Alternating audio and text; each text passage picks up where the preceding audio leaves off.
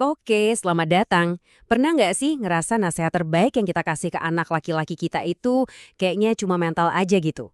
Nah, dalam beberapa menit ke depan, kita akan bedah tuntas kenapa itu bisa terjadi dan gimana cara menemukan kunci yang tepat untuk membuka komunikasinya.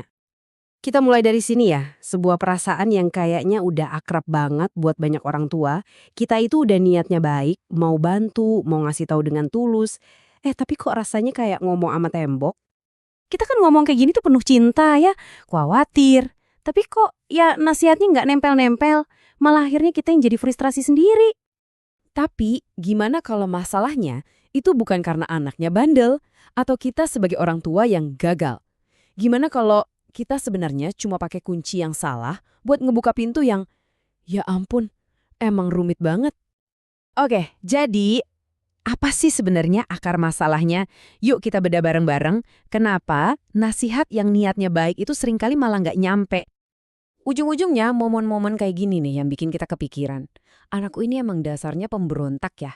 Atau yang lebih parah, jangan-jangan aku orang tua yang gagal ya? Wah, itu bisa ngejebak kita di lingkaran nyalahin diri sendiri. Tapi jawabannya ternyata jauh lebih melegakan. Masalahnya bukan dua-duanya. Ini bukan soal niat buruk, tapi soal biologi. Yap, kita itu lagi ngobrol sama otak yang bener-bener lagi dalam masa konstruksi besar-besaran. Nah, sekarang kita masuk ke kunci yang pertama. Kita coba lihat dari sisi sains, dari neuroscience, apa sih yang sebenarnya terjadi di dalam kepala anak laki-laki kita. Oke, kenalan dulu sama yang namanya amigdala. Anggap aja dia ini satpam super paranoid di otaknya anak kita. Kerjanya apa? Nyari ancaman. Begitu ada ancaman sekecil apapun, dia langsung pencet tombol alarm, bikin otak kebanjiran hormon stres. Motonya simple, hajar dulu, mikir belakangan. Nah, terus ada yang namanya korteks prefrontal. Ini nih, bagian otaknya yang bijak, yang ngurusin logika, kontrol diri, empati. Tapi, ada tapinya, di otak anak dan remaja, dia ini statusnya masih anak magang. Pintar sih, tapi gampang banget capek dan kewalahan. Coba bayangin deh, dua-duanya ada di satu ruangan. Pasti satpam emosi, si amigdala, teriak-teriak panik, si anak magang yang bijak ini, korteks prefrontal, bisa apa coba? Nggak bisa kerja dia, suaranya hilang, ketelan sama kepanikan. Logika, wah nggak dapat panggung sama sekali. Dan koneksi antara dua bagian ini, antara emosi sama logika, di otak yang lagi berkembang itu bukan jalan tol 8 lajur yang mulus, bukan. Ini lebih mirip jalan tanah yang becek yang dikit-dikit macet total. Apalagi kalau lagi ada badai emosi. Nah, jadi gini urutannya. Pertama, ada pemicu. Misalnya PR yang susah banget atau mainannya direbut. Terus alarmnya bunyi. Si amigdala langsung teriak, "Bahaya, aku gagal." Nah, akibatnya apa? Shutdown. Bagian logika, si korteks prefrontal langsung offline. Hasil akhirnya, ya udah.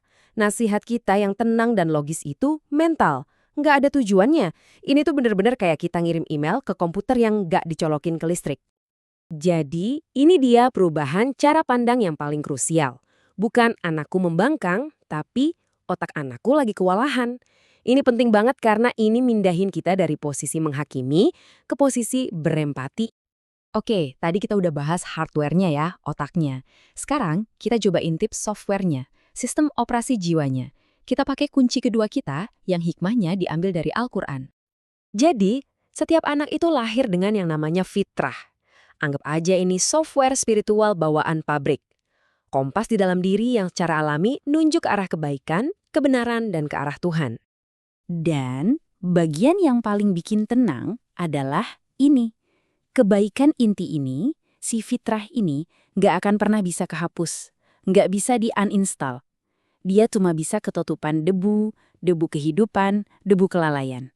Tapi settingan dasarnya, itu tetap utuh. Nah, ini langsung mengubah peran kita kan? Tugas kita itu bukan lagi jadi installer kebaikan, bukan maksa-maksa masukin program. Tapi, tugas kita itu jadi kayak arkeolog jiwa, membersihkan debunya pelan-pelan supaya cahayanya yang asli bisa bersinar lagi. Metode Nabi Muhammad SAW ini contoh yang luar biasa buat mengaktifkan fitrah.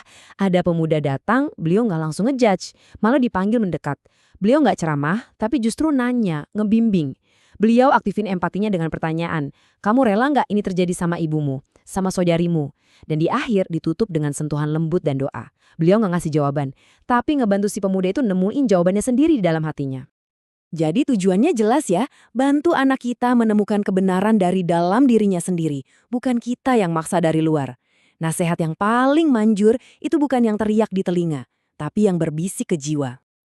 Oke, sekarang bagian yang paling penting. Gimana caranya kita gabungin dua kunci ini dalam praktek sehari-hari? Yuk kita rangkum semuanya. Ini dia strategi lengkapnya. Pertama, pakai kunci otak. Tenangkan dulu amigdalanya yang lagi panik. Itu dulu.